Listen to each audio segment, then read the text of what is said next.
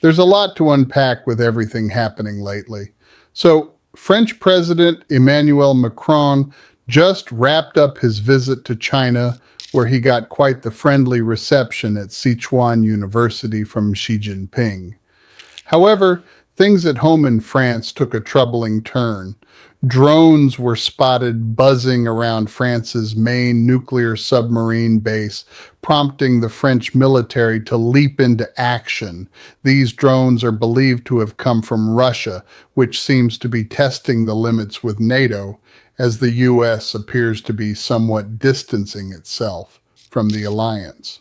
Just yesterday, these unidentified drones showed up and the French military fired shots at them. It's unclear if they hit any of those flying gadgets, but that's not the only shocking news. This all follows closely on the heels of an assassination attempt on Ukraine's President Zelensky. He even received a standing ovation while speaking to Parliament in Ireland, but strangely, that didn't generate much buzz either. Those pesky Russian drones were right where Zelensky's plane was scheduled to land at the airport in Ireland. Thankfully, his flight arrived a bit earlier, or it could have been a direct hit. Now let's talk about the United States, or rather the silence coming from them regarding support for Ukraine and their European allies amid all this chaos. It's a bit shocking how little media attention these events are getting. The US seems to be stepping back, almost like a betrayal of Europe. They're lifting sanctions on Russia and even promoting Russian companies like Lukoil, which can operate freely until the year 2026. That's right.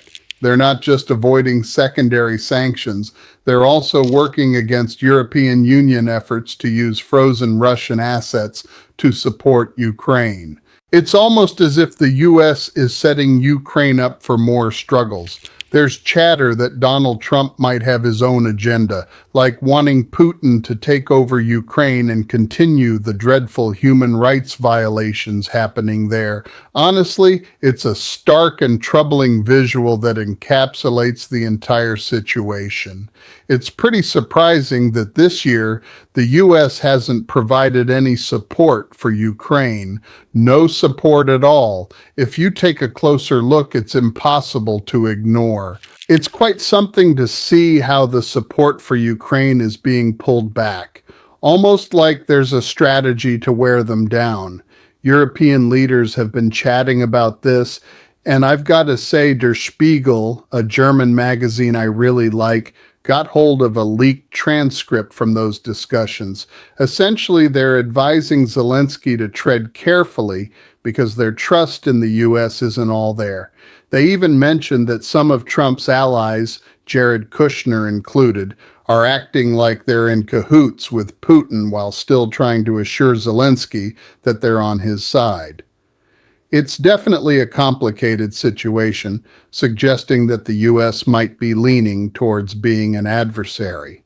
And if you think I'm overreacting or misinterpreting things, let's take a closer look at something that came out. The United States National Security Strategy Report was made public on Friday, but some details leaked a day earlier. This document lays out what America prioritizes globally, and right at the top is all about cultivating resistance to Europe's current trajectory. So essentially, it sounds like the goal is to undermine the European Union. I'm quoting right from this public report, and it states that the US sees the European Union as a rival. Interestingly, the report also expresses optimism regarding the rise of what they call patriotic European parties. Basically, they're referring to ultra-nationalistic groups like Le Pen's party in France, which align closely with MAGA and Putin. There are similar movements in the UK and Germany, all fueled by xenophobia and anti-immigrant feelings. The document suggests that the US believes it should back these right-wing extremist factions. Another point it highlights is Europe's apparent lack of confidence in dealing with Russia, which seems to be glaringly obvious. The United States is zeroed in on wrapping up the fighting in Ukraine quickly. They aim to stabilize the European economies and prevent things from escalating into a larger conflict while also trying to restore some kind of strategic balance with Russia. Additionally, they're planning how to rebuild Ukraine after the battles cease, so it can not just survive but thrive. There's a lot riding on managing the relationships between Europe and Russia going forward, which will require some serious diplomacy from the U.S. to create a stable environment throughout the region, basically bringing Russia back to the negotiating table. Now, shifting gears back to current events, let's talk about this report from DARPI, which is stirring things up by highlighting what they're calling the ultimate betrayal by the United States. Roman has some insights into this drama. Apparently, leaked notes from a high-level call have surfaced featuring conversations among President Macron, German Chancellor Scholz, Finnish President Niinisto, NATO Secretary General Stoltenberg, and President Zelensky. It seems like the leaders in Europe were privately sharing some serious worries. Watching the situation with the US and Ukraine is quite fascinating. It looks like there might be some pressure for Ukraine to give up territory without any safety guarantees in return. Macron even labeled this as a betrayal, warning Zelensky that Washington could intervene in territorial decisions without ensuring Ukraine's protection. Germany's Chancellor Merz also advised Zelensky to be cautious in the coming days, suggesting that the U.S. might be playing a tricky game with everyone involved. President Stubb pointed out that Zelensky should definitely steer clear of being alone with Kushner and Witkoff, who are unofficial envoys pushing Trump's agenda. Mark Rutte from NATO reminded us just how important it is to protect Zelensky. The situation is tense, and more people are realizing that the United States is starting to look more like an ally of Russia lately, rather than a friend to NATO or Ukraine. It's honestly hard to believe we've reached this point, but that's exactly where we are. Meanwhile, Trump has been rubbing shoulders with the head of FIFA, a guy linked to corruption, and somehow he's landing peace awards. Yes, you heard that right. FIFA's new peace award for 2025. It's such a strange development. I can't help but chuckle at how it feels like a global joke aimed at Trump, but he seems pretty excited about it. Serious conversations are happening all over as a new world order seems to be unfolding, with the U.S. appearing weaker than it has in a long time.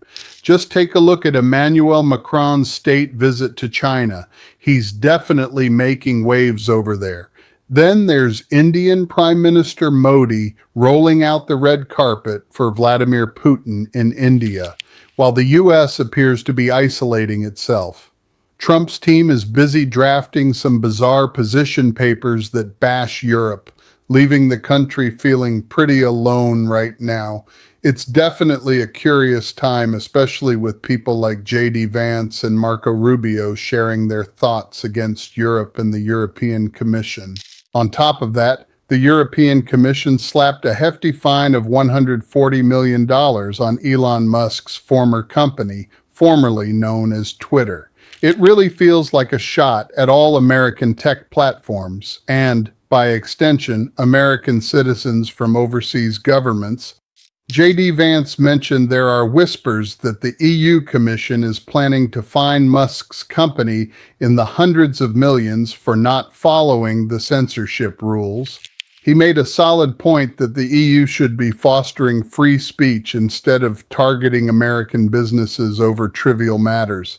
It's striking how everything is turning upside down, treating Europe like it's Russia while letting Russia off easier, especially since the US is drifting away from its longtime allies. And a quick shout out to the brilliant writers over at Der Spiegel. They truly do remarkable work. So, let's chat about something that Ursula von der Leyen, the president of the European Commission, just put out there.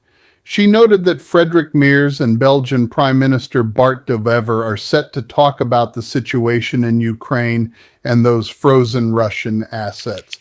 Time is of the essence for them, especially with everything going on in global politics right now. They both see financial support for Ukraine as essential to keeping Europe safe, and their conversation was quite productive. It's really important that Belgium navigates its unique stance on those frozen assets wisely, making sure the risks are shared fairly across all European countries. They've also decided to keep the discussions alive, aiming for some common ground at the European Council meeting on the 18th of December. On another note, it seems like Donald Trump is kind of going in the opposite direction from these efforts, appearing to support Putin at Ukraine's expense. That's pretty much the vibe of his current policy. I also caught something from Zelensky recently. He mentioned that Ukrainian representatives are having ongoing discussions in the United States with Trump's team. They're really keen on figuring out exactly what was said in Moscow between Putin, Dmitriev, and Yushkov, along with Trump's envoys, Witkoff and Kushner. Zelensky stressed the need to uncover any new excuses Putin might use to drag out the war and put pressure on Ukraine. Ukraine is definitely ready for whatever comes next. Now, it's interesting to see that Sinsk's tone has changed quite a bit regarding the Trump administration. There's a strong focus on collaborating with partners for a dignified peace, which they deem essential for real security. They understand that achieving this kind of peace needs continuous backing from allies.